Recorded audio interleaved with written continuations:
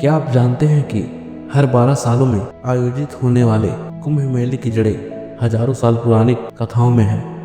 यह मेला सिर्फ एक धार्मिक आयोजन नहीं बल्कि भारतीय संस्कृति और आध्यात्म का सबसे बड़ा संगम है। और इस संगम का सबसे बड़ा आकर्षण है रहस्यमयी और शक्तिशाली नागा साधु। कौन है ये नागा साधु?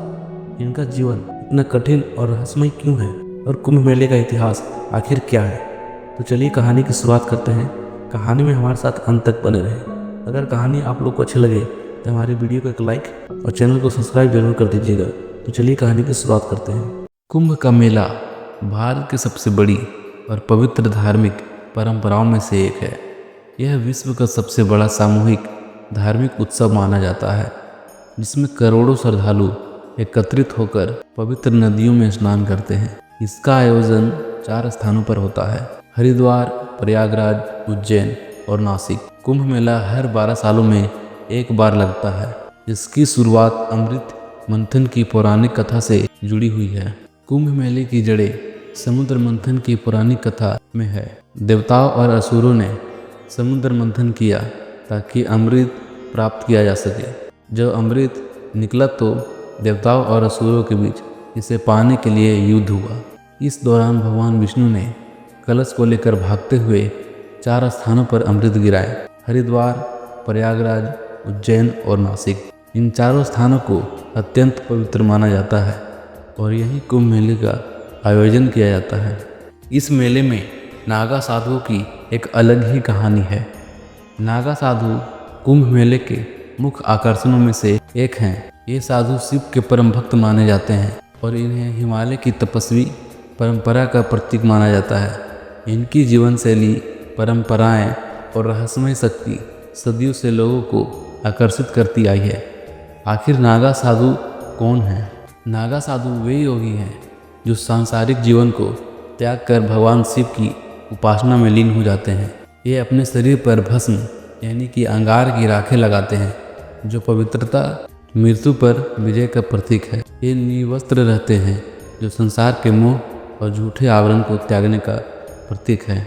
तो नागा साधु बनने की 4 प्रक्रिया होती हैं। पहला, संन्यास दीक्षा। एक व्यक्ति को सबसे पहले अपने परिवार, घर और सांसारिक जीवन का त्याग करना होता है। दूसरा, अखंड ब्रह्मचार्य। दीक्षा लेने के बाद साधु को कठोर ब्रह्मचार्य और तप का पालन करना पड़ता है। तीसरा, गुरु का आशीर्वाद। नागा साधु बनने के लिए एक योग्य गुरु के मार्गदर्शन में कठिन साधनाएं करनी पड़ती है। और चौथा, अंतिम दीक्षा। कुंभ मेले के दौरान गुरु साधु को नागा साधु के रूप में दीक्षा देते हैं, जिसके बाद वे समाज और धर्म की सेवा के लिए तैयार हो जाते हैं। आखिर नागा साधुओं का जीवन कैसा होता है? नागा साधुओं का जीवन हिमालय, घने जंगलों और कंदराओं में कठोर साधना करते हैं। वे भिक्षा पर जीवन यापन करते हैं और अपने समय का अधिकांश भाग ध्यान, योग और तपस्या में बिताते हैं। नागा साधु युद्ध कला में भी निपुण होते हैं। पुराने समय में ये साधु मठों और मंदिरों की रक्षा के लिए योद्धाओं के रूप में माने जाते थे। कुंभ मेले में नागा साधुओं का प्रवेश अत्यंत भव्य और अद्वितीय होता है। इसे शाही स्नान भी कहा जाता है। ये साधु एक लंबी शोभा यात्रा में शामिल होकर पवित्र नदियों में स्नान करते हैं। इस दौरान वे जयकारे लगाते हैं, अपने धर्म का प्रचार करते हैं और लोगों को आशीर्वाद देते हैं।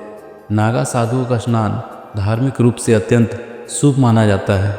नागा साधु भारतीय संस्कृति और धर्म के संरक्षक हैं। उनकी तपस्या और कठोर जीवन शैली से लोगों को संयम, भक्ति और तप का संदेश मिलता है।